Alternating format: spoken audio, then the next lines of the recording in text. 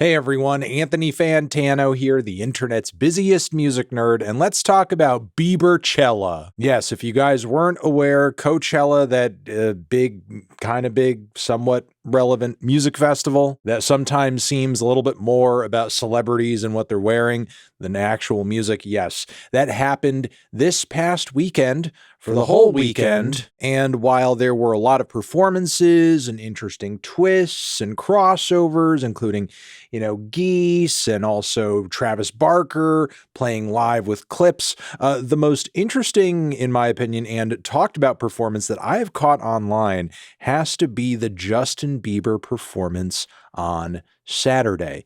And I wanted to dive into it, not only because I thought there was definitely a there, but recently I have been pretty critical of Justin and his output lately. First off, while there were many who praised it, personally, I thought there was something a little off with his Grammys performance, where he did that whole strip back thing in his underwear and just the loop pedal and just the guitar. I thought it was very low energy, very boring, very unimaginative. I think a lot of people were reading it as being deeper and more artsy than it actually was. Then you have the most recent album cycle that Justin underwent, Swag, and the sequel to that, Swag 2. And while I do love the fact that Justin was collaborating with greats like Dijon and McGee on these records and had, I think, some of his best material in a while, and the instrumentals and the writing on these records were more true to, I think, the R&B influenced sounds that Justin has been chasing more on his records as of late, with a bit of an artsy, atmospheric, dreamy twist. Lots of great tracks on these records, for sure, unquestionably, but both are very bloated, both are very directionless. I still think there's a lot of gold in there. That's why I did a whole video talking about how I fixed Justin Bieber Swag, made a playlist of what I feel like was the best material on both of those albums, because let's be honest here, even a lot of the high-tier Justin Bieber fans are not spinning the entirety of those two records on a regular basis. They're going back to their favorites, and the favorites and the highlights are legitimate. It's just that they're mucked up in a bunch of tracks that are just nowhere near as good, and Justin Bieber really could have trimmed the fat. That brings me to this new Coachella performance that he just did, and I was actually quite impressed walking away from having watched the entire thing after seeing so many people kind of like flame and overreact to particular clips of it online, mostly centered around Justin Bieber fucking around on the computer, playing certain meme videos, playing certain clips, kind of karaokeing to older kind of performances and recordings and so on and so forth. And if you just looked at the hate on the internet, you would think that the performance was like simply that, or that most of the performance was actually him just doing that, but it was not. It was not at all. In fact, Justin Bieber pulled off a very straightforward, very enjoyable run of songs from the new album cycle, Swag 2. Sounded really slick, really together, really well rehearsed. It was nowhere near as boring and as underwhelming and as skeletal as what Bieber tried to pull off at the Grammys. It was everything that I feel like a professional presentation of the material on those records should be.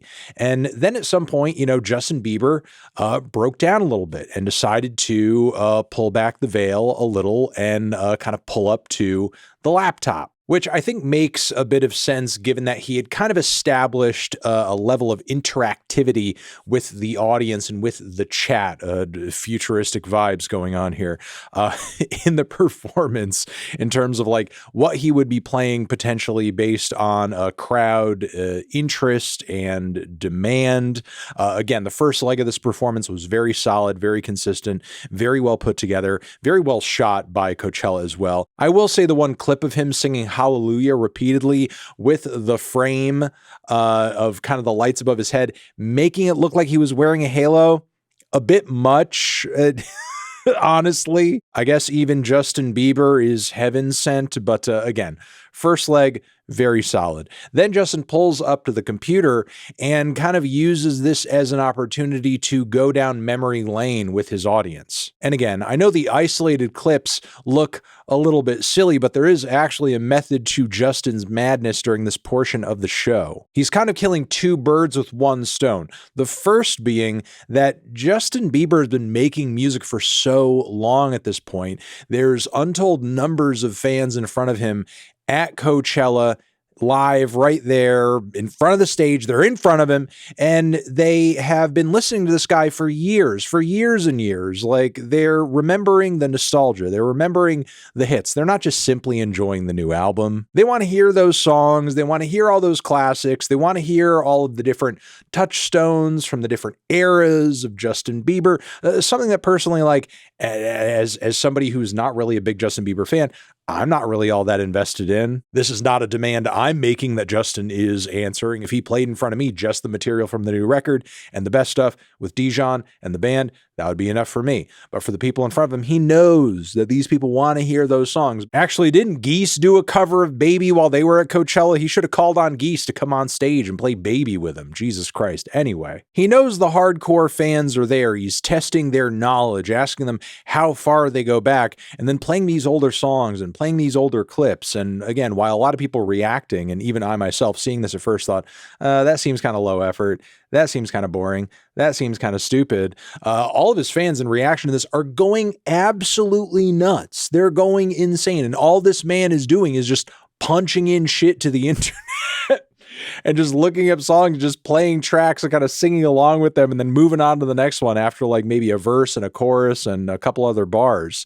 And, you know, his fans are getting crazier and crazier. He's going through different tracks and kind of recalling different memories. And in a way, it becomes this postmodern piece of performance art where not only is he bringing all of his fans these, different eras and different references to songs, but beyond that, he's kind of displaying to the audience the way that he as an artist and he as a person grew up on the internet. And this section of the show reaches a point of poignance that I personally found moving when he began singing along with like old clips of him as a kid in those early sort of like, demo performance videos that he used to upload to YouTube in order to get famous, to be found and get signed to a label. The moment that he sort of like connected with that stuff, it was like, wow, this actually like, there's something here. There's, with the juxtaposition of him today and the younger version of himself, like there's actually some meaning in that he is, digging up here. And I'm sure that there's an incredible amount of intention behind that. Now, I think this portion of the show started to really lose steam as Justin was like, putting on the fucking Diplo Skrillex crossover with Where Are You Now? I feel like the nostalgia vibes kind of like, cut off there a little bit, or maybe that moment felt a bit too modern or a bit too out of place. But then he bounced out of it, clicked onto a couple of memes for some reason, a clip of him also walking into a glass door as a kid and feeling quite embarrassed about it. And, beyond that, going back to the swag era material, the stuff that had guest singers on to kind of tie things up into a finale of sorts. And while, those songs don't necessarily account for all of my favorite swag cuts, providing the stage space with other artists and other singers, I think was a good, strong way to sort of finish the entire thing off. Felt a little more purposeful than simply just going back to, hey, here's another bunch of random swag cuts. Yeah, here's that, but also me singing with my friends I made music with. So again, as silly as maybe this is in concept, I really do think that there was something behind Justin Bieber doing this and going this route. It was like we were essentially being time warped back to an era and a moment on a platform that essentially made Justin Bieber who he is. Because if you were around during that time, whether you were old or young, everything from Baby to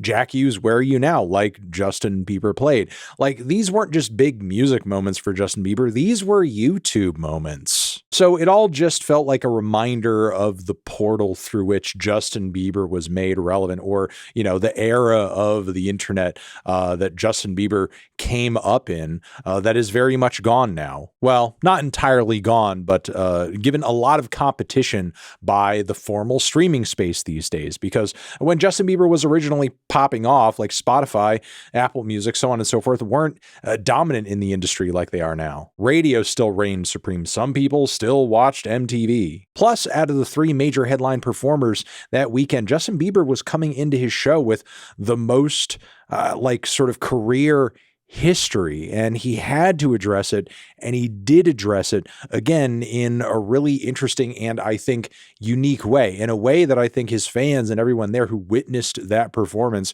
are going to remember more for years to come than, I don't know, if Justin Bieber just paid some band to come on stage with him and, play Baby and all the old school songs just plain and straight and straightforward. Not only is there a little bit more something to this, but also another element of it that I appreciate is that it does almost feel like a little bit of an FU to Coachella, a little bit like you're going to put on this huge show, give me a big stage, give me this huge opportunity, and then all of a sudden I'm going to just kind of fiddle around on my laptop for 20, 30 minutes of the set. Of course, we'll go back and we'll play the songs and so on and so forth, and we'll kick it off that way in a very formal fashion. But at least for a little bit, I'm going to dick around and kind of play some internet memes for the crowd. It was very silly.